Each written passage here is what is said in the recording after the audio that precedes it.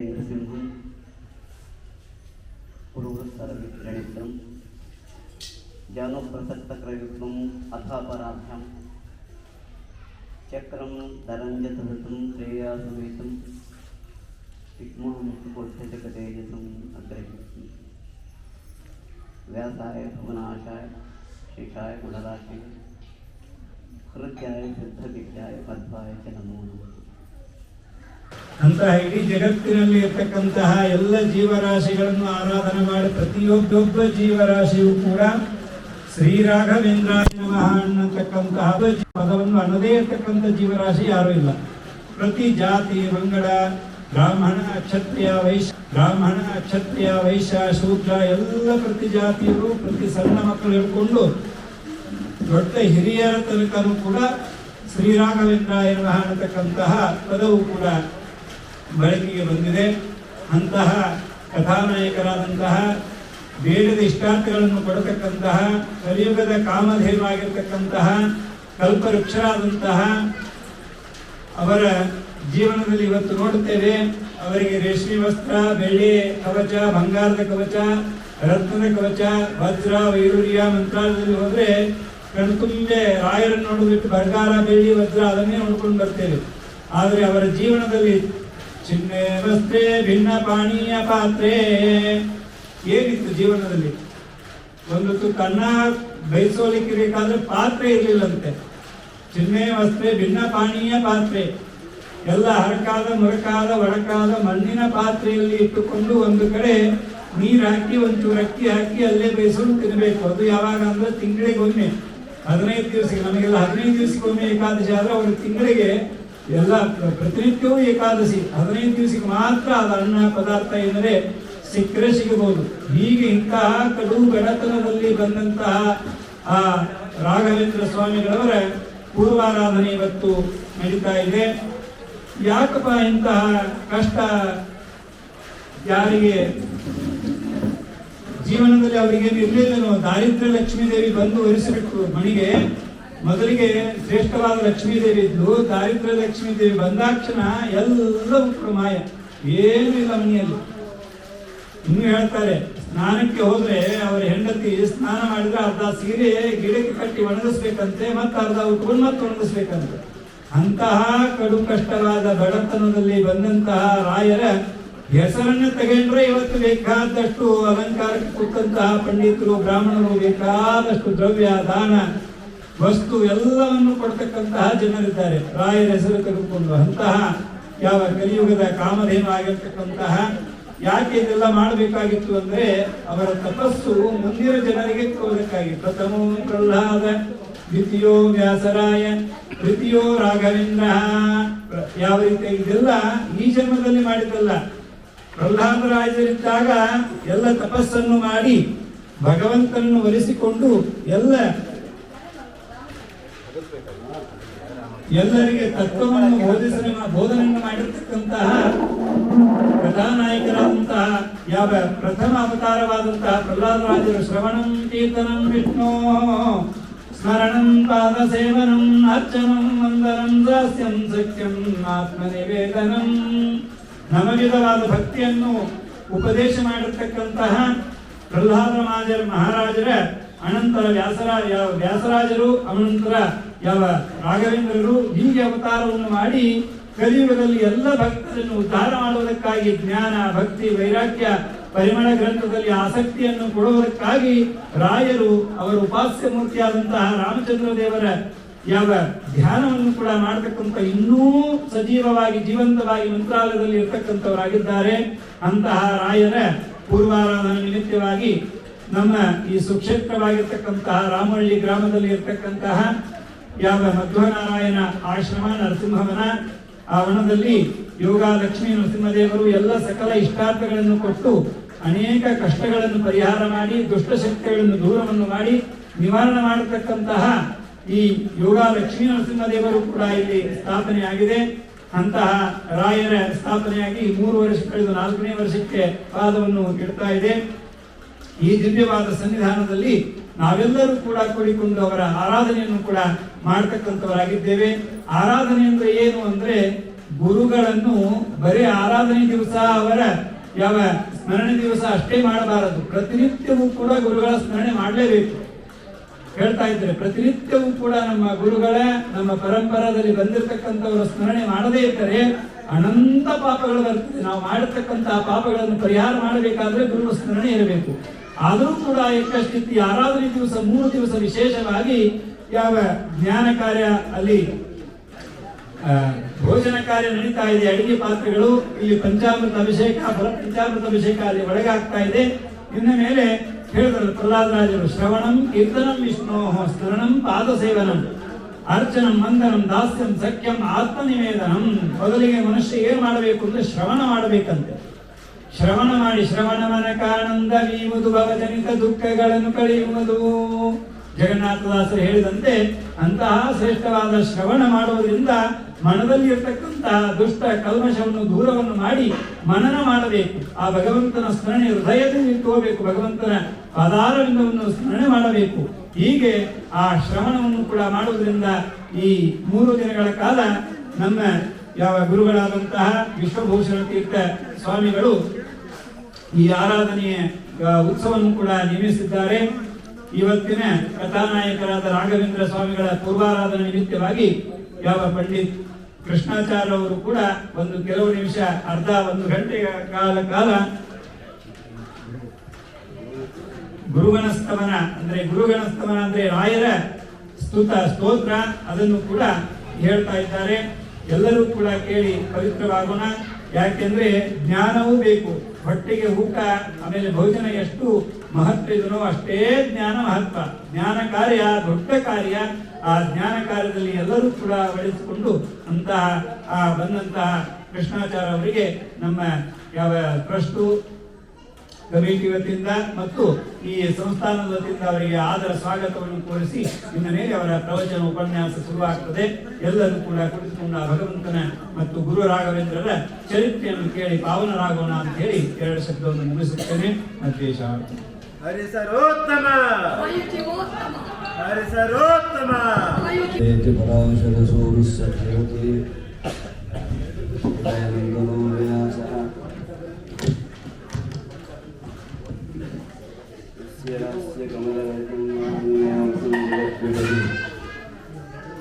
सृष्टिस्थित्यप्येहानेतुषतमो बन्धमोक्षाश्चयस्मात् तस्य श्रीब्रह्मरुद्रप्रभृतिसुरनरद्वेषशत्रात्मकस्य विष्णोर्व्यस्ताः समस्ताः सकलगुणनिधिः सर्वदोषव्यपेतः पूर्णानन्दो व्ययो यो गुरुरपि परमः चिन्तयेतं महान्तम्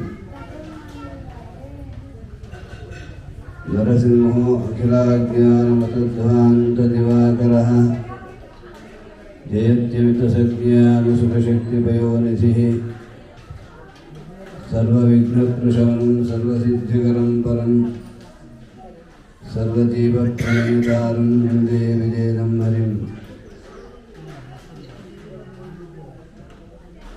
सुवर्णमण्डपे रत्नचित्रसिंहासनोत्तमे नमामि हरिणा साकमिन्दिरां कृतमन्दिराम् प्रथमो हनुमन्नाम द्वितीयो भीम एव च पूर्णप्रज्ञः तृतीयस्तु भगवत्कार्यसाधकः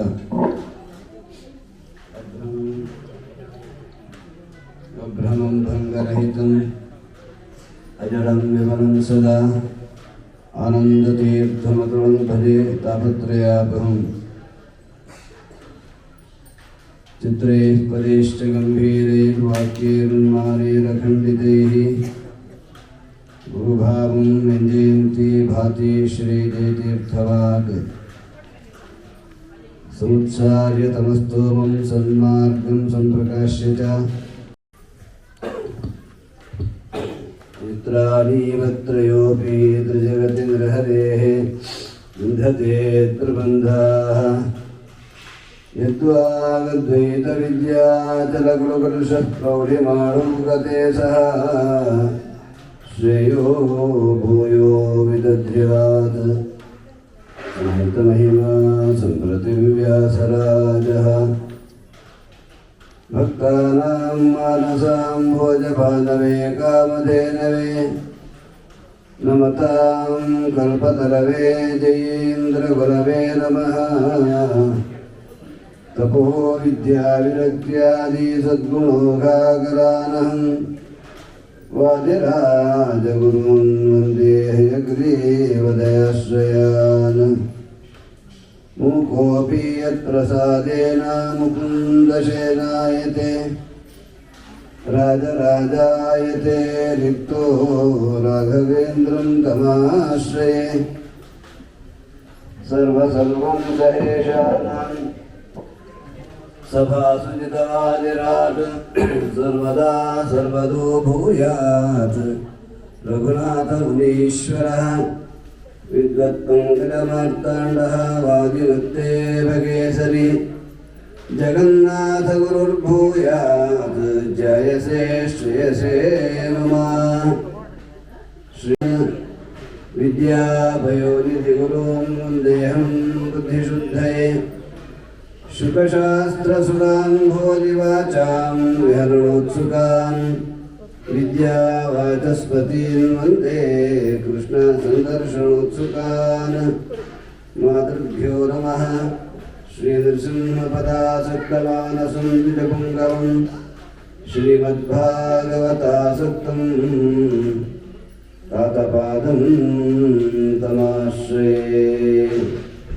आपादमौलिपर्यन्तं गुरूणाम् आकृतिं स्मरेत् तेन विघ्नाः प्रणश्यन्ति सिद्ध्यन्ति च मनोरथाः पृथ्वीमण्डलमध्यस्थाः पूर्णबोधमतानुगाः वैष्णवाः विष्णुहृदयाः तान् नमस्ये गुरून् मम स्वस्त्यस्तु सतां समस्तसन्मङ्गलानि भवन्तु ಪರಮಮಂಗಳಕರವಾದ ಶ್ರೀ ರಾಘವೇಂದ್ರ ಗುರುಸಾರ್ವಭೌಮರ ಆರಾಧನಾ ಪ್ರಪಂಚದ ಎಲ್ಲ ಕಡೆಯಲ್ಲೂ ವಿಶೇಷವಾಗಿ ನಡೀತಾ ಇದೆ. ಗುರುರಾಜರ ಭಕ್ತರು ಪ್ರಪಂಚದಾದ್ಯಂತ ಎಲ್ಲ ಕಡೆ ಹರಡಿಕೊಂಡಿದ್ದಾರೆ. ತಮ್ಮ ಶಕ್ತ್ಯಾನುಸಾರ ಭಕ್ತ್ಯಾನುಸಾರ ಗುರುರಾಜರ ಸೇವೆಯನ್ನು ಮಾಡ್ತಾ ಇದ್ದಾರೆ. ಏನು ಗುರುರಾಜರಿಗೆ ಈ ಮಹಿಮೆ ಎಲ್ಲಿಂದ ಬಂತು? ಯಾವ ದೇವತಾ ಅನುಗ್ರಹದಿಂದ ಬಂದದ್ದು, ಯಾವ ತಪಸ್ಸಿನಿಂದ ಬಂದದ್ದು ಅಂತ ಯೋಚನೆ ಮಾಡ್ತಾ ಇದ್ದರೆ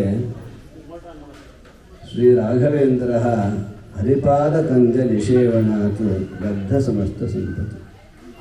ಶ್ರೀಮದ್ ಅಪ್ಪಣಾಚಾರ್ಯರು ಅರ್ಪಣೆ ಮಾಡ್ತಾರೆ. ನಮ್ಮ ಗುರುರಾಜರಿಗೆ ಬಂದದ್ದು ಶ್ರೀ ರಾಘವೇಂದ್ರ ಹರಿಪಾದ ಕಂಜ ನಿಷೇವಣಾತ್ ಲಬ್ಧ ಸಮಸ್ತ ಸಂಪತ್ತು. ಎಲ್ಲ ಸೌಭಾಗ್ಯ ಇದೆ ಅಂತೆ ಅವರಲ್ಲಿ. ನಾವು ಅನ್ಕೋತೀವಿ ಏನು ಎಷ್ಟು ಎಕರೆ ಭೂಮಿ ಇದೆ ಅವರ ಹತ್ರ? 100 ಎಕರೆ ಇದೆಯಾ, 1000 ಎಕರೆ ಇದೆಯಾ, ಎಷ್ಟು ಕೋಟಿ ಇದೆ ಅವರ ಹತ್ರ? ಸಮಸ್ತ ಸಂಪತ್ತು ಅಂತಂದರೆ, ಸಂಪತ್ತು ಅಂದರೆ ನಮಗೆ ಮೊದಲು ಬರ್ತಕ್ಕಂಥದ್ದು ಎಷ್ಟು ಭೂಮಿ ಇದೆ, ಎಷ್ಟು ಕ್ಯಾಶ್ ಇದೆ ಅಂತ, ಅದೇ ಸಂಪತ್ತು ಅಂದ್ಕೊಂಡಿದ್ದಾರೆ. ಅಲ್ಲ, ನಮ್ಮಪ್ಪನಿಗೆ ಬಂದದ್ದು, ಗುರುರಾಜರಿಗೆ ಬಂದಿದ್ದು ಹರಿಪಾದ ಕಂಜ ನಿಷೇವಣಾತ್ ಲಬ್ಧ ಸಮಸ್ತ ಸಂಪತ್ತು ಅಂತಂದರೆ ಪರಮಾಬ್ರಹ್ಮಾದಿ ಸಮಸ್ತ ದೇವತೆಗಳ ಪರಮಾನುಗ್ರಹ ಅವರಲ್ಲಿ ಇದೆ. ಪರಮಾತ್ಮನ ಅನುಗ್ರಹದಿಂದ, ಕಾರುಣ್ಯದಿಂದ ಯಾವ ಜೀವರಾಶಿಗೂ ಕೂಡ ಪರಮಾತ್ಮ ಆಜ್ಞೆ ಮಾಡಿ ಪಟ್ಟಾಭಿಷೇಕ ಮಾಡು ಅಂತ ಹೇಳಿಲ್ಲ. ಬ್ರಹ್ಮದೇವರಿಗೆ ಅರ್ಪಣೆ ಮಾಡಿ ಈ ಕೋಸಿಗೆ ಪಟ್ಟಾಭಿಷೇಕವನ್ನು ನಿನ್ನ ಅಧ್ಯಕ್ಷತೆಯಲ್ಲಿ ನಡಿಬೇಕು ಅಂತ. ತತಃ ಕಾವ್ಯಾದಿ ವಿಸ್ಸಾರ್ಧಂ ಮುನಿಭಿಃ ಕಮಲಾಸನಃ ದೈತ್ಯಾನಾಂ ದಾನವಾನಾಂ ಚ ಪ್ರಹ್ಲಾದಮಕರೋತ್ಪತ್ತಿಂ.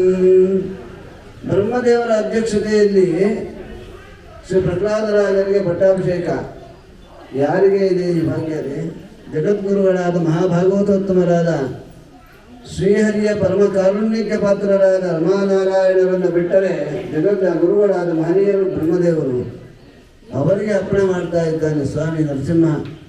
ಬ್ರಹ್ಮ ಚತುರ್ಮುಖ, ಈ ಕೂಸಿಗೆ ನಿನ್ನ ಅಧ್ಯಕ್ಷತೆಯಲ್ಲಿ ನಿನ್ನ ಕೈಯಾರ ಪಟ್ಟಾಭಿಷೇಕ ಮಾಡಬೇಕು. ಇದು ಸಮಸ್ತ ಸಂಪತ್ತು ಅಂದರೆ. ಸಂಪತ್ತು ಅಂದರೆ ಈ ಸಂಪತ್ತು ಸಂಪತ್ತು. ಅದಕ್ಕೆ ಒಂದು ಕಡೆ ಹೇಳ್ತಾರೆ, ಯಾವುದು ಕರ್ಮ ಯಾವುದು ವಿದ್ಯಾ ಅಂತ ಪ್ರಶ್ನೆ ಬಂದಾಗ ತತ್ಕರ್ಮಯಂ ನಬಂಧಾಯ ಸಾ ವಿದ್ಯಾಯ ವಿಮುಕ್ತಯೇ ಅಂತ. ಯಾವ ಕರ್ಮ ನಮ್ಮನ್ನು ಸಂಸಾರಕ್ಕೆ ಸಿಗಿಸೋದಿಲ್ಲ, ಸಂಸಾರ ಸುಳಿಯಲ್ಲಿ ತಳ್ಳೋದಿಲ್ಲ, ಅದು ಕರ್ಮ. ಯಾವ ವಿದ್ಯಾ ಪರಮಾತ್ಮನನ್ನು ತೋರಿಸ್ತದೆ ಅದು ವಿದ್ಯಾ. ಸಾ ವಿದ್ಯಾ ಯಾ ವಿಮುಕ್ತಯೇ. ಮೋಕ್ಷ ಅಂದ್ರೆ ಏನು? ಬಂಧ ನಿವೃತ್ತಿ, ಮುಕ್ತಿ ಅಂತ. ಪಾಪಾನ್ಮುಕ್ತಿ, ಪಾಪದಿಂದಲೂ ಮುಕ್ತಿ ಇದೆ ಉಂಟು. ಆದರೆ ಸಂಸಾರ ಬಂಧ ಹೋಗೋದು ಯಾವುದರಿಂದ ಅಂದರೆ ಭಗವತ್ ಪ್ರಸಾದದಿಂದ. ಯಸ್ಯ ಪ್ರಸಾದಾತ್ ಪರಮಾರ್ಥಿ ರೂಪಾತ್ ಅಸ್ಮಾತ್ ಸಂಸಾರಾನ್ಮುಚ್ಯತೆ ನ ಪರೇಣ. ಭಗವತ್ ಪ್ರಸಾದದಿಂದಲೇ ಮೋಕ್ಷ ಆಗಬೇಕು. ಅಂತಹ ಮೋಕ್ಷವನ್ನ ಕೊಡ್ತೀನಿ ಬಾರೋ ಪ್ರಹ್ಲಾದ ಅಂತ ಕರೆದಾಗ ಬೇಡಪ್ಪ ನರಸಿಂಹ ಬೇಡ ಮೋಕ್ಷ ಅಂತಂತೆ. ಯಾರಾದರೂ ಬೇಡ ಅಂತಾರ? ಎಲ್ಲ ಕಷ್ಟಪಡೋದೇ ಮೋಕ್ಷಕ್ಕಾಗಿ. ಮೋಕ್ಷ ಕೊಡ್ತೀನಿ ಬಾರೋ ಪ್ರಹ್ಲಾದ ಅಂದರೆ ಬೇಡ ಅಂತ ಮಹನೀಯರು. ಯಾಕೆ ಅಂತಂದರೆ ಅವರು ಉಪದೇಶ ಮಾಡ್ತಾರೆ. 6, 7, 8 ಅಧ್ಯಾಯದಲ್ಲಿ ಶ್ರೀಮದ್ ಭಾಗವತ ಸಪ್ತಮಸ್ಕಂದದಲ್ಲಿ ದೈತ್ಯ ಬಾಲಕರಿಗೆ ಉಪದೇಶ ಮಾಡ್ತಾರೆ. ಆ ಉಪದೇಶವನ್ನು ನಿಜವಾದ ಹರಿಭಕ್ತರು ಒಂದಾವರ್ತಿ ಅರ್ಥಪೂರ್ಣವಾಗಿ ಶ್ರವಣ ಮಾಡಿ ಮನನ ಮಾಡಿದರೆ ಅವರು ಈ ಸಂಸಾರ ಸಾಕು ಅಂತಾರೆ. ಪ್ರಹ್ಲಾದರಾಜರು ಏನು ಅಂತ ಗೊತ್ತಾಗ್ತದೆ. ಯಾಕೆ ಅಂತಂದರೆ ಅಷ್ಟು ಉಪದೇಶ ಮಾಡ್ತಾರೆ. ಆ ಉಪದೇಶ ಮಾಡಿದಾಗ ಆ ದೈತ್ಯ ಬಾಲಕರೆಲ್ಲ ಪ್ರಹ್ಲಾದರಾಜರ ಪಾಠಶಾಲೆಗೆ ಬಂದು ಬಿಡ್ತಾರೆ. ಚಂಡಾಮರ್ಕರ ಹತ್ರ ಹೋಗೋದೇ ಇಲ್ಲ. ಎಲ್ಲ ಪ್ರಹ್ಲಾದರಾಜರ ಹತ್ರ ಬಂದುಬಿಡ್ತಾರೆ. ಎಲ್ಲ ಪರಮಾತ್ಮನ ಕೀರ್ತನೆ ಮಾಡ್ತಾ ಇರ್ತಾರೆ. ಹಿರಣ್ಯಕಶಿಪು ಭಯವೇ ಇಲ್ಲ. ಆಗ ಮಾತು ಕೊಡ್ತಾರೆ, ಭವತಾಮಪಿ ಭೂಯಾನ್ವೇ ಇದು ಶ್ರದ್ಧದ ದೇವಚಃ. ಪ್ರಹ್ಲಾದರಾಜರು ಉಪದೇಶ ಮಾಡ್ತಾರೆ ದೈತ್ಯ ಬಾಲಕರಿಗೆ. ಆಟ ಆಡಕ್ಕೆ ಬರೋ ಪಾಪ ಪ್ರಹ್ಲಾದ, ಗುರುಗಳು ಕೆಲಸಕ್ಕೆ ಹೋಗಿದ್ದಾರೆ, ಸಮಯ ಇದೆ, ಆಟ ಆಡೋಣ, ಮಕ್ಕಳು ಆಟ ಆಡ್ಕೊಂಡಿರ್ಬೋದು ಅಂದಾಗ ಅನೇಕ ಉಪದೇಶ ಮಾಡ್ತಾರೆ. ಉಪದೇಶ ಮಾಡಿ ಇಲ್ಲ ನಿನ್ನ ಮಾತು ಕಟ್ಟಿಕೊಂಡು ನಾವು ಬಂದುಬಿಟ್ರೆ, ನಿಮ್ಮಪ್ಪ ನಮ್ಮನ್ನೆಲ್ಲ ಕೊಂದುಬಿಟ್ರೆ, ನಮ್ಮ ಅಪ್ಪ ಅಮ್ಮ ಎಲ್ಲ ಬಂಧುಗಳೆಲ್ಲ ಇದ್ದಾರಲ್ಲ, ನಿನ್ನ ಮಾತನ್ನು ನಂಬಿ ಬಂದರೆ ನಮ್ಮ ಅಪ್ಪ ಅಮ್ಮ ಮಕ್ಕಳು ಅಕ್ಕ ತಂಗಿಯರಿಗೆಲ್ಲ ತೊಂದರೆ ಆಗಿಬಿಟ್ರೆ ನಮ್ಮ ಗತಿ ಏನು ಅಂದಾಗ ಉಪದೇಶ ಮಾಡ್ತಾರೆ. ನೀವು ಆತಂಕ ಪಡಬೇಡಿ. ಸರ್ವಸ್ವಾಮಿ ಅಂತ ಸರ್ವದ ಸ್ವಾಮಿ ಪರಮಾತ್ಮ ಎಲ್ಲರಿಗೆ ಸ್ವಾಮಿ. ಸ್ವಾಮಿ ರಹಿತನಾದ ಸ್ವಾಮಿ ಎನಗೆ ಸ್ವಾಮಿ. ಸಾಮಾನ್ಯವರದ ಗೋಪಾಲ ವಿಠಲ ಎನಗೆ ಬಂದು ಅಂತಾರೆ ಗೋಪಾಲದಾಸರು. ನನಗೆ ಎಂಥ ಸ್ವಾಮಿ ಇದ್ದಾನೆ ಅಂತ ಪ್ರಹ್ಲಾದರಾಜರು ಹೇಳ್ತಿದ್ದಾರೆ. ಸ್ವಾಮಿ ರಹಿತನಾದ ಸ್ವಾಮಿ ಎನಗೆ ಸ್ವಾಮಿ. ಯಾವ ಸ್ವಾಮಿ ಯಾವ ನನ್ನ ಸ್ವಾಮಿಗೆ ಸ್ವಾಮಿಯೇ ಇಲ್ಲವೋ ಅಂಥವನು ನನ್ನ ಸ್ವಾಮಿ ಅಂತಾರೆ. ಅಂದ್ರೆ ಏನರ್ಥ? ಸ್ವಾಮಿ ಅಂದರೆ ಒಬ್ಬ ಯಜಮಾನ ಇರಬೇಕು. ಯಜಮಾನ ಇಲ್ಲ ಪರಮಾತ್ಮನಿಗೆ, ಅವನೊಬ್ಬನೇ ಸಯಕ ಪರಮೇಶ್ವರ. ಅಂತಹ ಸ್ವಾಮಿ ಇದ್ದಾಗ ನೀವ್ಯಾಕೆ ಆತಂಕ ಪಡ್ತೀರಿ? ಆತಂಕ ಪಡಬೇಡಿ. ನಮ್ಮಪ್ಪನ ಭಯ ನಿಮಗೆ ಬೇಡ ಅಂತ ಅಭಯವನ್ನು ಕೊಟ್ಟು ದೇವರನ್ನು ನಂಬಿ. ಶ್ರೀಹರಿ ಇದ್ದಾನೆ, ಆ ಪರಮಾತ್ಮನನ್ನು ನಂಬಿದರೆ ನನಗೇನಾಗುತ್ತೋ ಅದು ನಿಮಗಾಗತ್ತೆ. ಹೇಳ್ತಾರೆ, ನಿನ್ನ ದೇವರನ್ನು ತೋರಿಸ್ತೀಯಾ? ನಿನ್ನ ಉಪದೇಶವನ್ನು ನಾವು ಕೇಳಿ ನಿನ್ನ ಪಾದವನ್ನು ಅವಲಂಬನೆ ಮಾಡಿದರೆ ನಿನ್ನ ದೇವರನ್ನು ತೋರಿಸ್ತೀಯ ಅಂದರೆ ತೋರಿಸ್ತೀನಿ. ಭವತಾಮಪಿ ಭೂಯಾನ್ಮೇ ಯದಿ ಶ್ರದ್ಧತೆ ವಚಃ. ನನ್ನ ಮಾತಿನಲ್ಲಿ ನಿಮಗೆ ಶ್ರದ್ಧಾ ಭಕ್ತಿ ಪ್ರೀತಿ ಗೌರವ ಇದ್ದರೆ ನಿಮಗೂ ನನ್ನ ದೇವರನ್ನು ತೋರಿಸ್ತೇನೆ ಅಂತ ಮಾತು ಕೊಟ್ಟಿದ್ದರು. ಎಲ್ಲ ದೈತ್ಯ ಬಾಲಕರ ಕೂಡ ನಿಂತಿದ್ದರಂತೆ. ದೇವರ ರೂಪಕ್ಕೆ ಹೆದರುಕೊಂಡು ಪ್ರಹ್ಲಾದರಾಜರ ಹಿಂದುಗಡೆ ಸಾಲ ನಿಂತಿದ್ರು. ಒಬ್ಬರು ಕಾಣ್ತಿಲ್ಲ. ಯಾಕೆ ಅಂತಂದರೆ ಭಯ. ನರಸಿಂಹ ರೂಪ, ದೇವತೆಗಳೇ ಬಚ್ಚಿಟ್ಕೊಂಡ್ರು ಅಂದರೆ ಪಾಪ ಅಲ್ಪರಾದ ದೈತ್ಯ ಬಾಲಕರು ಹೆದರೋದಿಲ್ಲೇನು? ಆಗ ಪ್ರಹ್ಲಾದರಾಜರು ಹೇಳ್ತಾರೆ, ಮೋಕ್ಷ ಕೊಡ್ತೀನಿ ಅಂತಂದರೆ ನನಗೆ ಮಾತ್ರ ಮೋಕ್ಷ ಅಲ್ಲ, ನನ್ನ ಹಿಂದೆ ನಿಂತಿದ್ದಾರಲ್ಲ, ನೈತಾನ್ ವಿಹಾಯ ಕೃಪಣಾನ್ ವಿಮುಕ್ಷಯೇಕಃ, ಇವರನ್ನೆಲ್ಲ ಬಿಟ್ಟು ನಾವೊಬ್ಬನೇ ಮೋಕ್ಷಕ್ಕೆ ಬರೋದಿಲ್ವೋ ಸ್ವಾಮಿ, ಇವರಿಗೆಲ್ಲ ಯಾವಾಗ ಮೋಕ್ಷ ಕೊಡ್ತೀವೋ ಆಗ ನಾನು ಬರ್ತೇನೆ. ಅದರಿಂದ ಎಂತಹ ಕಾರುಣ್ಯ, ಇನ್ನೊಂದು ನಾರಾಯಣಕೊಂಡು ಗುರುರಾಜರ ಕಾರುಣ್ಯ ನಾನು ಯಾರು ಹೇಳಲ್ಲ. ಮೊದಲು ನಮ್ಮ ಬಂಧು ಬಳಗ ಚೆನ್ನಾಗಿದ್ದರೆ ಸಾಕು, ನಾವು ಚೆನ್ನಾಗಿದ್ದರೆ ಸಾಕು ಅಂತ ಯೋಚನೆ ಮಾಡ್ತಕ್ಕಂತಹ ಪ್ರಪಂಚದಲ್ಲಿ ಪ್ರಹ್ಲಾದರಾಜರು ಹೇಳ್ತಿದ್ದಾರೆ, ನೈತಾನ್ ವಿಹಾಯ ಕೃಪಣಾನ್ ವಿಮುಕ್ಷ ಏಕಃ, ನನಗೊಬ್ಬಗೆ ಮೋಕ್ಷ ಕೊಡಬೇಡ ಅಂತ ಹೇಳಿ ಆ ಸರ್ವೋತ್ತಮನಾದ ಪರಮಾತ್ಮನ ಪ್ರಸಾದವನ್ನು ಪಡೆದ ಭಾಗವತೋತ್ತಮರು ನಮ್ಮ ಇವತ್ತಿನ ಆರಾಧನಾ ವಿಷಯರು. ಅಪೇಕ್ಷಿತ ಪ್ರದಾತಾನ್ಯೋ ರಾಘವೇಂದ್ರ ನ ವಿದ್ಯತೆ. ಏನು ಅಪೇಕ್ಷೆ ಪಟ್ಟಿದ್ದೆಲ್ಲ ಕೊಟ್ಟು ಬಿಡ್ತಾರೆ ರಾಯರು. ಅಂದರೆ ನಮಗೇನು ಅಪೇಕ್ಷೆ ಪಡಬೇಕು ಅಂತ ಗೊತ್ತಾ? ಒಂದು ಪಟ್ಟಿ ಮಾಡ್ರಪ್ಪ ಹೋಗ್ರಿ, ನಮ್ಗೆ ಇಂತಿಂತ ಬೇಕು ಅಂತ ಪಟ್ಟಿ ಮಾಡಿ, ಅಷ್ಟೇ ಸಾಕ ಅನ್ಸತ್ತಾ? ಅನ್ಸಲ್ಲ. ಆಯಾಯ ಸಮಯಕ್ಕೆ ಏನೇನೋ ಬೇಕಾಗತ್ತೆ ಅಲ್ವಾ? ಹೌದಲ್ಲ?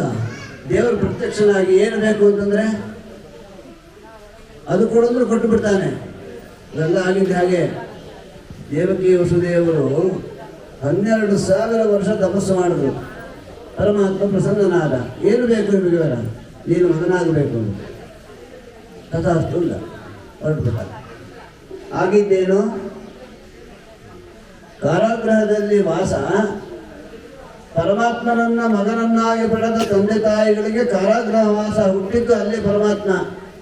ನಮ್ದೆಲ್ಲ ದೊಡ್ಡ ಕಷ್ಟ ಅನ್ಕೊಂಡ್ಬಿಡ್ತೀವಲ್ಲ. ಏನು ದೇವ್ರ ಕಣ್ಣಿಲ್ವಾ, ಕಿವಿ ಇಲ್ವಾ, ಬಾಯಿ ಇಲ್ವಾ, ಏನೇನೋ ಮಾತಾಡ್ತೀವಿ. ಶ್ರೀಹರಿಯನ್ನ ಮಗನನ್ನಾಗಿ ಪಡೆದ ಭಾಗವತೋತ್ತಮರಾದ ವಸುದೇವ ದೇವಕಿಯರಿಗೆ ಬಂಧನ. ಹುಟ್ಟಿದ ತಕ್ಷಣ ಏನು ಮಾಡ್ದ? ಗೋಕುಲಕ್ಕೆ ಹೊಟ್ಟೋದ. ಕೇಳಿದ್ದೇನು? ಮಗನಾಗಬೇಕು ಅಂತ. ಮಗನಾದ. ದೇವ್ರನ್ನ ಏನು ಕೇಳಬೇಕು ಅಂತ ಗೊತ್ತಿಲ್ಲ ನಮಗೆ. ಅದಕ್ಕೆ ಪ್ರಹ್ಲಾದರಾಜರು ಹೇಳ್ತಾರೆ, ಏನು ಬೇಕು ವರ ಅಂತಂದರೆ, ವರ ಕೇಳಬೇಕು ಅನ್ನೋ ಉದ್ದೇಶ ಅಪೇಕ್ಷೆಯನ್ನೇ ಕೊಡಬೇಡ ಅಂತಾರೆ. ಕಾಮಾನ ಮುಂಟೆ ಸಂಗ್ರೋಹಂ ಭವತಸ್ತು ವೃಣೇವನಂ. ನೀನು ಆಸೆ ಕೊಟ್ಬಿಟ್ಟು ಒಂದಕ್ಕೊಂದು ಮತ್ತೆ ಮತ್ತೆ ಸಿಕ್ಕಾಕಿಸ್ತಿ, ರೇಷ್ಮೆ ಹುಳು ಥರ. ಆ ಥರ ಮಾಡಬೇಡ. ನಿನಗೇನು ಕೊಡಬೇಕು ಅಂತ ಸಂಕಲ್ಪ ಇದೆಯಲ್ಲ ಅದು ಕೊಡ್ತಾರೆ. ನಾವು ಒಂದೇ ಕೇಳೋದು, ನಿನ್ನನ್ನು ಸರ್ವದಾ ಭಜನೆ ಮಾಡ್ತಕ್ಕಂಥ ಸೌಭಾಗ್ಯ ಕೊಟ್ಬಿಡು. ತವಾಂಗ್ರಿ ದಾಸ್ಯಂ ಮಮ ಸರ್ವದಾಸ್ಯಾತ್. ನಿನ್ನ ಪಾದಾರವಿಂದ ಧ್ಯಾನ, ಭಜನೆ ಅದು ಕೊಟ್ಟರು ಸಾಕು ಅಂತ ಪ್ರಹ್ಲಾದರಾಜರು ಕೂಸಿಗೆ ಮಕ್ಕಳಿಗೆಲ್ಲ ಹೇಳ್ತಾರೆ. ಕಶತ್ರು ಕೌದಾಸೀನ ಕಿಂ ಮಿತ್ರಂ ಜಯ ಆತ್ಮನ. ಶತ್ರುಗಳು ಯಾರಪ್ಪ ನಮಗೆ? ಮಿತ್ರರು ಯಾರಪ್ಪ? ಉದಾಸೀನರು ಯಾರು? ಯಾರೂ ಇಲ್ಲ. ಮತ್ತೆ ಅವನು ದ್ವೇಷ ಮಾಡ್ತಾನೆ, ಇವರು ಪ್ರೀತಿ ಮಾಡ್ತಾರೆ, ಇವರು ಉದಾಸೀನ ಮಾಡ್ತಾರೆ, ಅವಮಾನ ಮಾಡ್ತಾರೆ. ಯಾರು ಮಾಡಲ್ಲ. ಮತ್ತಾರು ಮಾಡ್ತಾರೆ? ದೈವಂ ಸಂಪತ್ ವಿಪತ್ಪದಂ. ಸಂಪತ್ತಿಗೆ ವಿಪತ್ತಿಗೆ ಕಾರಣೀಭೂತನಾದ ಅಧ್ಯಕ್ಷನಾದ ಕರ್ಮಾಧ್ಯಕ್ಷನಾದ ಪರಮಾತ್ಮನೇ ಇದಕ್ಕೆಲ್ಲ ಮೂಲ ಕಾರಣ ಹೊರತು ಯಾರು ಮಾಡಲಾರರು. ಇದರ ವಿಚಾರ ಇನ್ನೊಂದು ಸಮಯ ಇದ್ದಾಗ ಬಿಡಿಸಿ ಹೇಳೋಣ. ಇವತ್ತು ರಾಯರ ಮಹಿಮೆ ನಮ್ಮ ಹತ್ರ ಚಿಂತನೆ ಮಾಡಿ ಆ ಗುರುರಾಜರಿಗೆ ಬಂದ ಭಾಗ್ಯ ಎಲ್ಲಿಂದ ಅಂತಂದರೆ ಹೇಳ್ತಾನೆ ನರಸಿಂಹ, ಈ ಭಾಗ್ಯ ನನಗೆ ನನ್ನ ದರ್ಶನ ಆದ ಮೇಲೆ ನಿನಗೆ ಎಲ್ಲ ಸೌಭಾಗ್ಯ ಬಂದಿದೆ ಅಂತ ನರಸಿಂಹ ಅಂದಾಗ ನನಗೇನು ಬೇಡವೋ ಅಂದಾಗ ಪ್ರಹ್ಲಾದರಾಜರಿಂದ ನೋಡಿ ಹೇಳ್ತಾನೆ ನರಸಿಂಹ, ನಿನಗೆ ಬೇಡಪ್ಪ. ಭವಂತಿ ಪುರುಷಾಲೋಕೆ ಮದ್ಭಕ್ತಾ ಕಾಮನೂರತಾ. ಮುಂದೆ ಬರ್ತಾರೆ ಕಲಿಯುಗದಲ್ಲಿ ನನ್ನ ಭಕ್ತರು ಎಲ್ಲ ಏನೇನು ಕೇಳ್ತಾರೋ ಕೊಡು. ಅದಕ್ಕೆ ಇವತ್ತು ಕೂಡ ರಾಯರು ಅಪೇಕ್ಷಿತ ಪ್ರದಾತಾನ್ಯೋ ರಾಘವೇಂದ್ರ ಅನ್ನಂತಿದೆ. ಇದು ನರಸಿಂಹದೇವರ ವಾಕ್ಯ. ಭವತಾಮಪಿ ಭೂಯಾನ್ನೇ ಭವಂತಿ ಪುರುಷಾಲೋಕೆ ಮದ್ಭಕ್ತಾ ಕಾಮನೂರತಾ. ಇದನ್ನ ಎಚ್ಚರಿಕೆಯಿಂದ ಕೇಳ್ರಿ ಪ್ರತಿಯೊಬ್ಬರು ಕೂಡ. ಯಾರು ಪರಮಾತ್ಮನ ಭಕ್ತರು ಅಂತ ನಿಶ್ಚಯ ಆಗಬೇಕು ಅಂತಂದರೆ ನರಸಿಂಹನ ಮಾತನ್ನು ತಿಳ್ಕೋಬೇಕು. ಮದ್ಭಕ್ತಾ, ನರಸಿಂಹ ಹೇಳ್ತಿದ್ದಾರೆ, ಮದ್ಭಕ್ತಾ ತ್ವಾಂ ಮನೋರಥಾಃ. ಇವತ್ತು ರಾಯರ ಹತ್ರ ಹೋಗಿ ಯಾರ್ಯಾರು ಸೇವೆ ಮಾಡ್ತಿದ್ದಾರಲ್ಲ ಅವರೆಲ್ಲ ನರಸಿಂಹದೇವರ ಭಕ್ತರು. ನರಸಿಂಹನ ಮಾತಿದು. ಯಾಕೆ ಅಂತಂದ್ರೆ ನಿನ್ನನ್ನು ಅನುಸರಿಸ್ಕೊಂಡಿರ್ತಾರೆ ಕಲಿಯುಗದಲ್ಲಿ. ಪ್ರಹ್ಲಾದ ಬಂದವರೆಲ್ಲ ಭಕ್ತಿ ಪ್ರೀತಿಯಿಂದ ನನ್ನ ಅನುಗ್ರಹದಿಂದ ಬಂದ ಈ ಭಾಗ್ಯವನ್ನು ಕೊಟ್ಟುಬಿಡು, ನಿನಗೆ ಬೇಡ, ನಿನಗೆ ಇದರಿಂದ ಪ್ರಯೋಜನ ಇಲ್ಲ, ಹಾಗಾಗಿ ಎಲ್ಲವನ್ನ ನನ್ನ ಭಕ್ತರಿಗೆ ಕೊಟ್ಟುಬಿಡು ಅಂತ ಪರಮಾತ್ಮ ಹೇಳಿ ಕಳಿಸಿ ಆಜ್ಞಾವನ್ನು ನಮ್ಮ ಗುರುರಾಜರು ಶ್ರೀಮಂತರಾಜ ಪ್ರಭುಗಳು ಇವತ್ತು ಕೂಡ ಸಶರೀರರಾಗಿ ಅರುಣ ಕಿರಣಾನುಕಾಲಿ ಕಾಷಾಯ ವಸ್ತ್ರ ಪರಿಶೋಭಿತ ದಿವ್ಯ ದೇಹ, ಇವತ್ತು ಬಂಗಾರದ ಬಣ್ಣದ ದೇಹ ಮಹಾಪ್ರಭುಗಳು ಇವತ್ತು ಕೂಡ ಅದೇ ಶುದ್ಧವಾದ ದೇಹದಿಂದ ಕೂತಿದ್ದಾರೆ ಹೊರತು ಬರೀ ನಮ್ಮಂತೆ ಬೇರೆ ಜೀವರಾಶಿಗಳ ದೇಹದಂತೆ ಅಸ್ಥಿ ಮಾಂಸಗಳೆಲ್ಲ ಬೇರೆ ಬೇರೆ ಆಗಿ ಕೂತಿದ್ದಾರೆ ಅಂತ ಅನ್ಕೋಬಾರದು. ಇವತ್ತು ಕೂಡ ಸಾಕ್ಷಾತ್ತಾಗಿ ವರ್ಣನೆ ಮಾಡ್ತಾರೆ. ಅರುಣ ಕಿರಣಾನುಕಾರಿ ಕಾಷಾಯ ವಸ್ತ್ರ ಪರಿಶೋಭಿತ ದಿವ್ಯ ದೇಹ ಪಾದುಕೋಭಿನ್ಯಸ್ಯ ಪರಮ ಪಾವನ ಪದ ಪಂಕಜಂ ಸರ್ವತಂತ್ರ ಸ್ವತಂತ್ರಂ ಶ್ರೀ ಶ್ರೀ ರಾಘವೇಂದ್ರ ಗುರು ಭಜೇಹಂ ಭಜೇಹಂ ಭಜೇಹಂ. ಇಂತಹ ಗುರುರಾಜರು ಇವತ್ತು ಮಂತ್ರಾಲಯದಲ್ಲಿ ಇದ್ದು, ಮಂತ್ರಾಲಯದಲ್ಲಿ ಮಾತ್ರ ಅಲ್ಲ ಎಲ್ಲೆಲ್ಲಿ ಗುರುರಾಜರನ್ನು ಸ್ಮರಣೆ ಮಾಡಿಕೊಂಡು ಭಕ್ತರು ಕರೀತಾರೆ ಅಲ್ಲಲ್ಲಿ ಹಾಗಾಗಿ ಅನುಗ್ರಹ ಮಾಡ್ತಾ ಇದ್ದಾರೆ. ಅವರು ಇವರು ಅಂತಲ್ಲ, ಯಾರು ಬೇಕಾಗಿರ್ಬೋದು. ನಿಜವಾಗಿ ಪ್ರೀತಿಯಿಂದ ನಂಬಿಕೆ ಇಟ್ಟು ಗುರುರಾಜರನ್ನ ಸೇವೆ ಮಾಡಿದರೆ, ಸ್ಮರಣೆ ಮಾಡಿದರೆ ಇದ್ದಲ್ಲೂ ಅನುಗ್ರಹ ಮಾಡ್ತಾರೆ, ತಮ್ಮ ಹತ್ರ ಕರೆಸಿಕೊಂಡು ಸೇವೆ ಕೊಟ್ಟು ಅನುಗ್ರಹ ಮಾಡ್ತಾರೆ ಅನ್ನೋ ವಿಚಾರವನ್ನು ಅನೇಕ ಕೋಟಿ ನಂದಿಗಳು ಅವರ ಅನುಭವವನ್ನು ಲೋಕಕ್ಕೆ ತಿಳಿಸಿದ್ದಾರೆ, ಅನುಭವಿಸ್ತಾ ಇದ್ದಾರೆ ಕೂಡ. ಅಂತಹ ಗುರುರಾಜರ ಆರಾಧನಾ ಆ ಮಹಾನುಭಾವರ ಮಹಿಮೆಯನ್ನು ವರ್ಣನೆ ಮಾಡಲಿಕ್ಕೆ ಯಾರಿಂದಲೂ ಸಾಧ್ಯ ಇಲ್ಲ ಅಂತಾರೆ. ನಾವೆಲ್ಲ ಹೇಳೋದು, ನಾರದರು ಹೇಳ್ತಾ ಇದ್ದಾರೆ. ಪ್ರಹ್ಲಾದರಾಜರ ಶ್ರೀ ವ್ಯಾಸರಾಜರ ಗುರುರಾಜರ ಮಹಿಮೆಯನ್ನು ವರ್ಣನೆ ಮಾಡಲಿಕ್ಕೆ ಯಾರಿಂದಲೂ ಸಾಧ್ಯ ಇಲ್ಲ. ಯಾಕೆ ಅಂತಂದರೆ ಇದನ್ನು ಧರ್ಮರಾಜರಿಗೆ ಅರ್ಪಣೆ ಮಾಡ್ತಾರೆ ನಾರದರು. ಏನು ಪ್ರಹ್ಲಾದರಾಜರು ರಾಯರಿಗೆ ಏನು ಸಂಬಂಧ ಅಂತಂದರೆ ಅವರೇ ರಾಯರು. ಯಾವ ಮೂಲ ರೂಪದಲ್ಲಿ ಏನು ಅವರ ಜ್ಞಾನ ಭಕ್ತಿ ವೈರಾಗ್ಯಾದಿಗಳು ಶುದ್ಧತೆಯೋ ವಾಯುದೇವರ ಅನುಗ್ರಹವೋ ಎಲ್ಲ ಅವತಾರದಲ್ಲೂ ಅವರಿಗೆ ಅದೇ ರೀತಿಯಾದ ಅನುಗ್ರಹವನ್ನು ಪರಮಾತ್ಮ ಮಾಡಿದ್ದಾನೆ, ಶ್ರೀ ವಾಯುದೇವರು ಮಾಡಿದ್ದಾರೆ. ಇಲ್ಲದಿದ್ದರೆ ಇಂತಹ ಅನೇಕ ಸಾಧಾರಣವಾದ ಕಾರ್ಯಗಳನ್ನು ಮಾಡಲಿಕ್ಕೆ ಸಾಧ್ಯ ಇದೆ. ಏನು ಅವರ ಮಹಿಮೆ ಅಗಮ್ಯ ಮಹಿಮಾ ಲೋಕಿಯ ರಾಘವೇಂದ್ರ ಮಹಾಂಶಃ. ನಾವು ಅಗಮ್ಯ ಮಹಿಮರು ಅಂದರೆ ಗಮ್ಯನಲ್ಲ, ಅವರ ಮಹಿಮೆ ತಿಳಿಯಕ್ಕೆ ಸಾಧ್ಯ ಇಲ್ಲ ಅಂತ ಒಂದು ಅರ್ಥ ಮಾಡ್ಕೊತೀವಿ. ಅದಕ್ಕೆ ಶ್ರೀ ನಾರದರು ಅರ್ಪಣೆ ಮಾಡ್ತಾರೆ.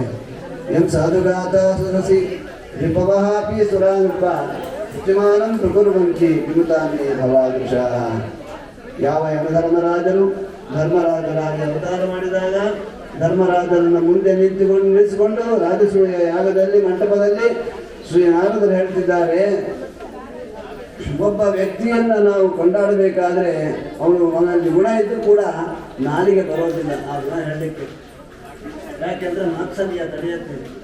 ಅದರಲ್ಲಿ ಪ್ರಹ್ಲಾದರಾಜರ ಮಹಿಮೆಯನ್ನು ಶ್ರೀ ನಾರದರು 15 ಶ್ಲೋಕದಿಂದ ಹೇಳ್ತಾರೆ. ಧರ್ಮರಾಜರಿಗೆ 15 ಶ್ಲೋಕದಿಂದ ಒಂದು ಪದ ಅಲ್ಲ, ಅದರಲ್ಲಿ ಒಂದು ಮಾತು ಹೇಳ್ತಾರೆ. ಎನ್ ಸಾಧುಗಾತ ಸದಸಿ ರಿಪವಹಾಪಿ ಸುರಾನೃಪ ಪ್ರತಿಮಾನಂ ಪ್ರಕುರ್ವಂತಿ ಕಿಮುತಾನ್ಯೇ ಭವಾದೃಶಃ. ಅವರ ಮಹಿಮೆ ಹೇಳೋಕ್ಕೆ ಹೋಗಬೇಡಪ್ಪ. ಅಲಂ ಅಸಂಖ್ಯೈ ಮಹಾತ್ಮ ತಸ್ಯ ಸಿದ್ಧತೆ. ಯಾವ ದೇವತೆಗಳ ಶತ್ರುವಾದ ಹಿರಣ್ಯಕಶಿಪು ಅವರ ಮಗನಾದ ಪ್ರಹ್ಲಾದರಾಜರನ್ನ ಸಾಮಾನ್ಯವಾಗಿ ಯಾರಾದರೂ ನಮಗೆ ತೊಂದರೆ ಕೊಟ್ಟರೆ, ದುಃಖ ಕೊಟ್ಟರೆ ಅವರ ಹೆಸರು ಹೇಳಕ್ಕೆ ಹಿಂದೇಟಾಗ್ತೀವಿ. ಅಂಥದ್ರಲ್ಲಿ ಇಂದ್ರದೇವರ ಸಭಾದಲ್ಲಿ ಕಶ್ಯಪಾದ ಋಷಿಗಳಿದ್ದಾರೆ, ಸಮಸ್ತ ದೇವತೆಗಳು ತುಂಬಿದ್ದಾರೆ. ಅಂತಹ ದೊಡ್ಡ ಸಭಾದಲ್ಲಿ ಭಾಗವತೋತ್ತಮ ಭಗವದ್ಭಕ್ತರ ಲಕ್ಷಣ ಎಂಥದ್ದು ಅಂತ ವಿಚಾರ ಮಾಡಿಕೊಂಡಾಗ ಭಾಗವತೋತ್ತಮ ಅಂದರೆ ಹಿರಣ್ಯಕಶಿಪುವಿನ ಮಗನಾದ ಪ್ರಹ್ಲಾದರಾಜ ಅಂತ. ಉದಾಹರಣೆ ಎಕ್ಸಾಂಪಲ್ ತಗೋತಿದ್ದಾರೆ. ಯಾವ ಎಕ್ಸಾಂಪಲ್? ಮೊದಲನೇ ಎಕ್ಸಾಂಪಲ್ ಫಸ್ಟ್ ಪ್ರಪಂಚದಲ್ಲಿ ಭಾಗವತೋತ್ತಮನ ಲಕ್ಷಣ ಏನು ಅಂತ ಕೇಳಿದಾಗ ಎನ್ ಸಾಧುಗಾತ ಸದಸಿ ರಿಪವಃ ಅಪಿ, ಶತ್ರುಗಳೇ ಆಗಿದ್ರು ಕೂಡ ಹಿರಣ್ಯಕಶಿಪು ಬಹಳ ಕಾಟ ಕೊಟ್ಟಿದ್ದಾನೆ ದೇವತೆಗಳಿಗೆ, ಆದರೂ ಕೂಡ ಆ ಹಿರಣ್ಯಕಶಿಪುವಿನ ಮಗನನ್ನ ಪರಮ ಭಾಗವತೋತ್ತಮ ಅಂತ ಏನಾದರೂ ನಾವು ಗುರುತು ಹಿಡಿಬೇಕಾದ್ರೆ ಅದು ಪ್ರಹ್ಲಾದರಾಜರು ಅಂತಾರೆ. ಸಾಧುಗಾತ ಸದಸಿ ರಿಪವಃ ಅಪಿ ಸುರಾನಪ ಪ್ರತಿಮಾನಂ ಪ್ರಕರುವಂತಿ, ಹಿಂಗಿರಬೇಕು ಭಗವದ್ಭಕ್ತರ ಲಕ್ಷಣ ಅಂತ ಹೇಳ್ತಾರಂತೆ. ಭೂತಾನ್ಯ ಭವಾದಶ, ನೀನಂಥವ್ರು ಹೇಳೋದೇನು ಅಂತ ಧರ್ಮರಾಜರು ಹೇಳ್ತಿದ್ದಾರೆ ನಾರದರು. ಇನ್ನಂಥವ್ರು ಕೊಂಡಾಡೋದೇನು ಅಂದ್ರೆ ಅರ್ಥ, ಧರ್ಮರಾಜರಿಗೆ ನಾರದರ ಮಾತಾಡಿದ ಮೇಲೆ ರಾಯರ ಮಹಿಮೆಯನ್ನ ಸರಿಯಾಗಿ ತಿಳಿಯದೆ ಅವರನ್ನ ಉದಾಸೀನ ಮಾಡಿದರೆ ಅವ್ರನ್ಯಾಕೆ ಗಮನ ಕೊಡಬೇಕು, ಗುರುರಾಜರ ಮಹಿಮೆಯನ್ನು ಕೊಂಡಾಡಿ ಧನ್ಯರಾಗಿ ಅಂತ ನಾರದರು ಅವತ್ತೇ ನಮಗೆ ಎಚ್ಚರಿಕೆ ಕೊಟ್ಟಿದ್ದಾರೆ. ರಾಯರಲ್ಲಿ ಏನಿದೆ ಮಹಿಮೆ ಅಂತ ಕೇಳಕ್ ಹೋಗಬೇಡಿ, ಅವರ ಮಹಿಮೆಯನ್ನು ವರ್ಣನ ಮಾಡಲಿಕ್ಕೆ ದೇವತೆಗಳಿಗೆ ಆಗಲ್ಲ ಅಂದ ಮೇಲೆ ನಮ್ಮಿಂದ ಏನಾಗುತ್ತೆ? ಅಂಥ ಇಂಥವರಲ್ಲ ಇವರಂಥವರು ಬೇಕೆಂತ ಹುಡುಕಿದರಿಲ್ಲ, ಎಂತೆಂಥ ವಿಷಯದ ಭ್ರಾಂತಿ ತಗೆಯಿರಲ್ಲ, ಸಂಶಯವೂ ಇಲ್ಲ. ಇದರಲ್ಲಿ ಸಂಶಯವಿದ್ದವರಿಗೆ ಸದ್ಗತಿಯೂ ಇಲ್ಲ, ಸಿಗೋದಿಲ್ಲ. ಪ್ರಹ್ಲಾದರಾಜ ಅಂಥ ಇಂಥವರಲ್ಲ, ಇವರಂಥವರೇ ಬೇಕು ಅಂತ ಹುಡುಕಿದರೆ ಸಿಗೋದಿಲ್ಲ. ಯಾಕೆ ಸಿಗೋದಿಲ್ಲ ಗೊತ್ತೇನು? ಪ್ರಹ್ಲಾದರಾಜರ ಕಕ್ಷ 19ನೇ ಕಕ್ಷ, ಧರ್ಮದ ದೇವತೆಗಳ ಕಕ್ಷ. ಒಬ್ಬೊಬ್ಬ ದೇವತೆಗಳ ಒಂದೊಂದು ಸ್ಥಾನಮಾನವನ್ನು ಹೇಳಿದ್ದಾರೆ ಶ್ರೀ ಧರ್ಮತಾನುಸಾರ, ವಿಷ್ಣು ರಹಸ್ಯಾದಿಗಳೆಲ್ಲ ಭಾಗವತಾದಿಗಳಲ್ಲಿ ಹೇಳಿದ್ದಾರೆ. ಸಾಮಾನ್ಯವಾಗಿ ಕಕ್ಷ ಬದಲಾವಣೆ ಇಲ್ಲ ದೇವತೆಗಳಲ್ಲಿ. ರುದ್ರದೇವರಿಗೆ ಬಿಟ್ಟರೆ ರುದ್ರ ಪದವಿಯಿಂದ ಮೋಕ್ಷ ಇಲ್ಲ. ರುದ್ರದೇವರು ಶೇಷ ಪದವಿಗೆ ಬಂದೇ ಶೇಷ ಸಹಸ್ರವರ್ಣರಾಗಿ ಮಹನೀಯರಾಗಿ ಆ ಪರಮಾತ್ಮನ ಪರ್ಯಂಕ ಸ್ಥಾನವನ್ನು ಪಡೆದೇ ಮೋಕ್ಷವನ್ನು ಹೊಂದತಕ್ಕಂಥದ್ದು ತುಂಬ ಅಪರೂಪ. ರುದ್ರದೇವರಿಗೆ ಮೋಕ್ಷ ಇಲ್ಲ, ಆ ರುದ್ರ ರೂಪದಿಂದ ಇಲ್ಲ. ಅಂಥದ್ರಲ್ಲಿ ಕಕ್ಷ ಬದಲಾವಣೆ ಇಲ್ಲ ದೇವತೆಗಳಲ್ಲಿ. ಈ ಕಕ್ಷ ಬದಲಾವಣೆ ಅವರು ಮಾಡ್ತಿದ್ದಾರೆ. ವಾಯುನಾಥ ಸಮಾವಿಷ್ಟತ್ವಾದ ಶ್ರೀಮದ್ ಮಹಾಭಾರತ ತಾತ್ಪರ್ಯ ನಿರ್ಣಯದಲ್ಲಿ ಶ್ರೀಮದ್ ಆಚಾರ್ಯರು ಅರ್ಪಣೆ ಮಾಡ್ತಾರೆ. ವಾಯುದೇವರ ನಿತ್ಯ ಸನ್ನಿಧಾನ, ಪ್ರಹ್ಲಾದೋ ನಿತ್ಯ ಭಕ್ತಿಮಾನ್, ಪ್ರಹ್ಲಾದೋ ಜನ್ಮ ವೈಷ್ಣವ. ಇಂತಹ ಭಾಗವತರು ಸಿಕ್ಕಿರೋದು ಸಾಮಾನ್ಯರಲ್ಲ. ಕೇಳಿದು ಕೊಡ್ತಾರೆ ಅಂತ ಮಾತ್ರ ತಿಳ್ಕೊಂಬೇಡಿ, ಕೇಳಿದ್ದು ಕೊಡ್ತಾರೆ. ನಮ್ಗೆ ತಿಳಿದು ಕೊಡ್ತಕ್ಕಂಥ ಭಾಗವತವರು ಬ್ರಹ್ಮಾಂಡದಲ್ಲಿ ಆಗತಕ್ಕಂಥ ಎಲ್ಲ ವ್ಯಾಪಾರವನ್ನು ತಿಳಿದವರು ನಮ್ಮ ಗುರುರಾಜರು, ಅಂತಹ ಮಹನೀಯರು. ಅದು ಹೇಳ್ತಾ 19ನೇ ಕಕ್ಷದಲ್ಲಿ ಇದ್ದವರನ್ನ ಒಂದು ಕ್ಲಾಸ್ ಪ್ರಮೋಷನ್ ಕೊಡ್ತಾರೆ, ಆದರೆ 4 ಪ್ರಮೋಷನ್. 15ನೇ ಕಕ್ಷಕ್ಕೆ ಅಗ್ನಿದೇವರಿಗೆ ಸಮಾನವಾಗಿ ತೋರಿಸ್ಬಿಟ್ರು. ಇಂತಹ ಒಂದು ಅನಿತರವಾದ ಸಾಧಾರಣ ಅರ್ಥ ಮಾಡ್ಕೊಳ್ಳೋಕ್ಕೆ ಸಾಧ್ಯ ಇಲ್ಲ, ಯಾರಿಗೂ ಮಾಡಿಲ್ಲ ಇದನ್ನು. ಪ್ರಹ್ಲಾದರಾಜರಿಗೆ ನಾರದರು ವಾಯುದೇವರ ಆಜ್ಞಾನುಸಾರ ಅಗ್ನಿದೇವರಿಗೆ ಸಮಾನವಾದ ಕಕ್ಷದಲ್ಲಿ ಕೊಡಿಸಿಬಿಟ್ಟಿರ್ತಾರೆ. ಅದಕ್ಕೆ ಅಂಥ ಇಂಥವರಲ್ಲ, ಇವರಂಥವರೇ ಬೇಕು ಅಂತ ಸಿಗುತ್ತೆ. ಅಂತಹ ಗುರುರಾಜರು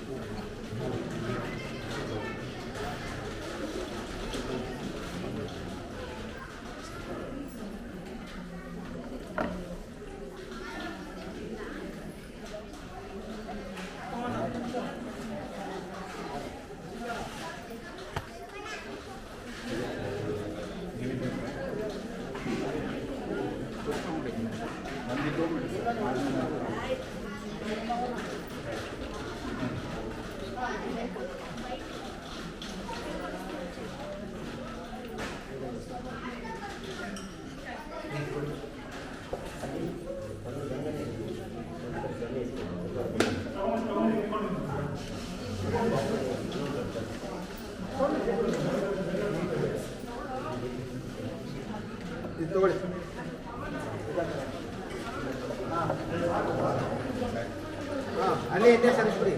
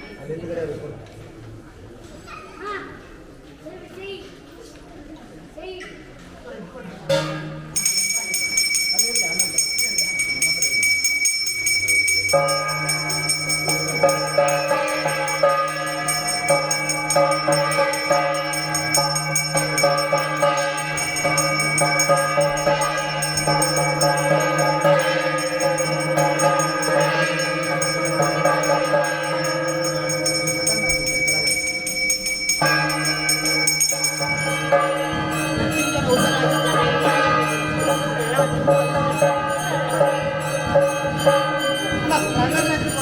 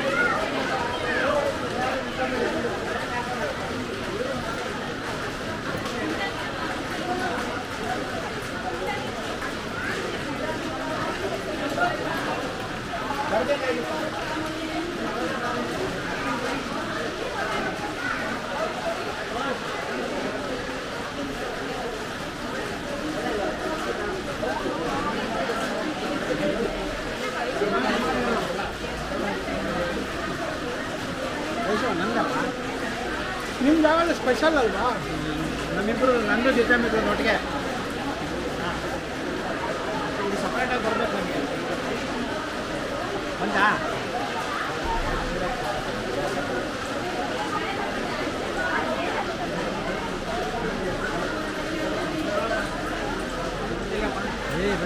ಪ್ರೆಸೆಂಟ್ ಮ್ಯಾನೇಜರು ಹಾಂ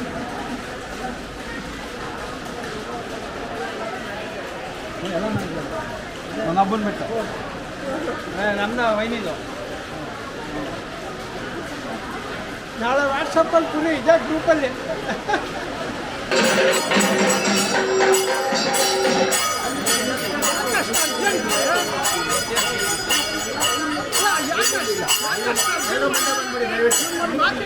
ಮುಂದೆ ಬಂದ್ಬಿಡಿ ದಯವಿಟ್ಟು. ಜೈ ಶ್ರೀರಾಮ್.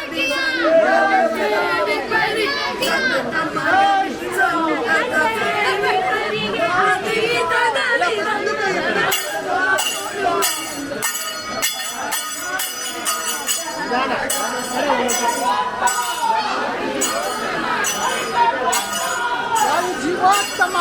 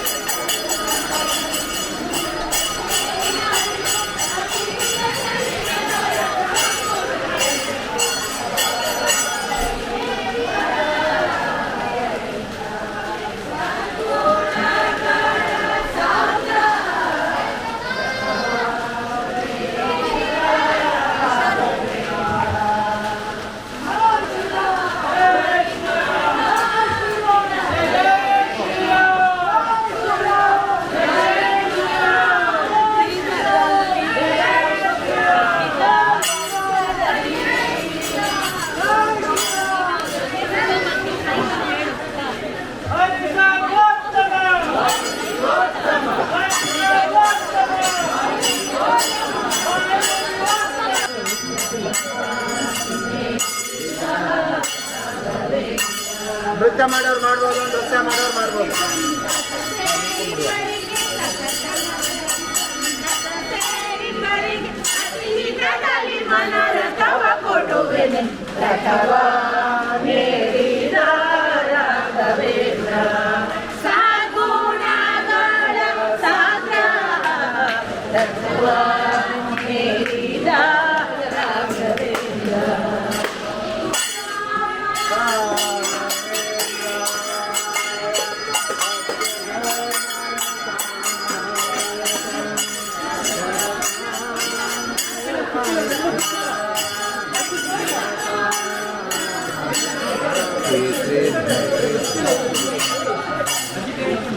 ಭಗವತಿ